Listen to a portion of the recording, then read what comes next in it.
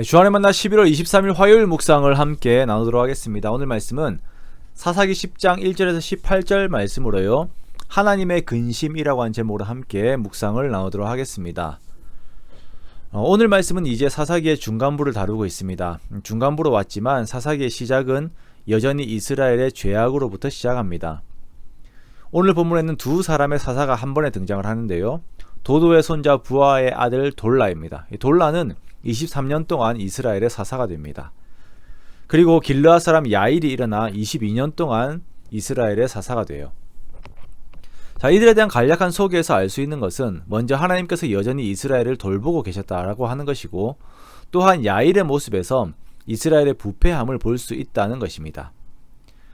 야일은 기드온과 비슷한 모습을 보이고 있어요. 왕정시대가 아님에도 불구하고 왕과 같은 그 힘을 가지고 있습니다. 아들이 30명이 있고 야일은 30성읍을 가지고 있어요.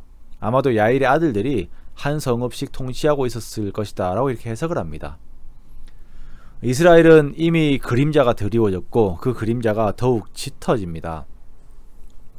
6절 말씀에는 이스라엘이 하나님을 버리고 악을 행하며 섬기는 그 이방의 신들을 말하고 있는데요, 참 여러 신들을 섬겨요.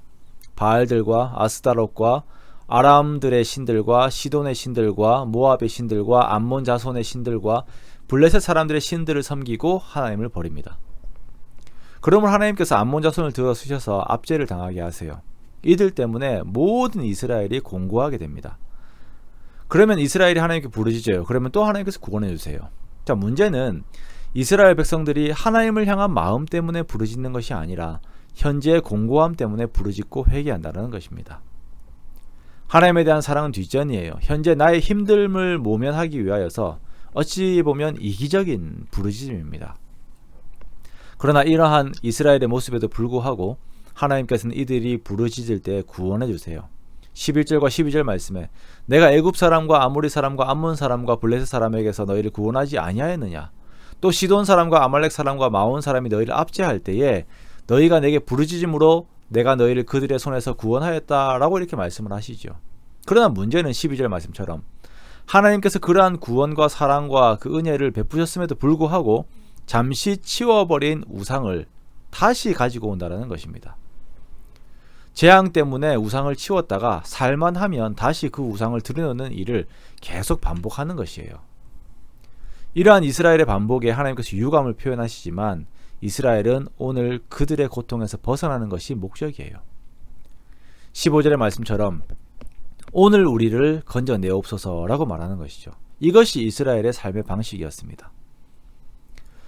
어떤 사람은 술을 더 잘 마시기 위해 운동을 하며 건강을 챙기는 사람이 있다고 들었는데요, 마치 죄를 더 잘 짓기 위해서 하나님을 이용하는 듯한 모습을 가지고 있는 것입니다. 하나님을 기만하는 것이죠. 이것이 하나님에게 근심이 됩니다. 16절에 보면 이스라엘의 공고를 말미암아 하나님께서 마음에 근심하셨다라고 하시는데요, 이것이 단순히 지금 당장의 이스라엘의 어려움으로 인하여서 마음에 슬퍼하시는 것이 아니라 계속적인 이러한 반복으로 인하여 주어지는 공고함에 이제 유감스러워지는 것을 말씀하시는 것입니다. 영어 표현에 의하면 더 이상 참지 못하는 상황까지 이르시게 된 것입니다. 그런데 이러한 이스라엘의 반복적인 모습이 우리의 모습과 비슷해서 우리의 삶을 또한 돌아보게 됩니다. 우리가 우리의 삶의 우상들을 섬겨요. 이번에는 이것에 빠져보고 다음에는 저것에 빠져봅니다.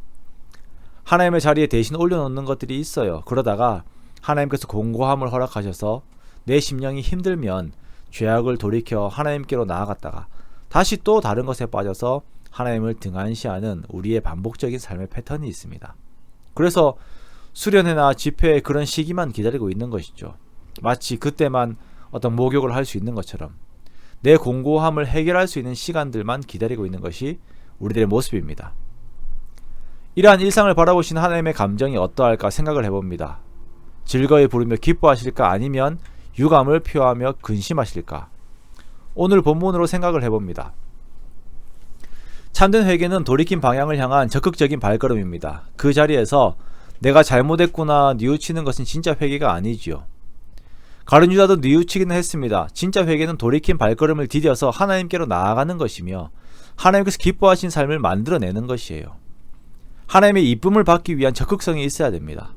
말씀을 적극적으로 따르려 애를 쓰고 말씀을 이루려고 애를 쓰고 하나님의 기쁨이 되기 위해 절제하고 나를 부인하는 것, 의지적으로 우상을 제거하는 것, 이러한 삶이 하나님을 사랑하는 그런 삶이 되는 것입니다. 우리가 이런 하나님의 기쁨이 되는 삶을 살아내기 원합니다. 나는 약하지만 약한 것을 변명하지 않고 성령님의 도우심을 구하며 주님을 향한 사랑을 이루는 우리가 되기 원합니다. 그렇게 하나님의 기쁨이 되는 저와 여러분의 복된 삶이 되시기를, 그러한 삶을 이루어내시기를 주님의 이름으로 축원합니다.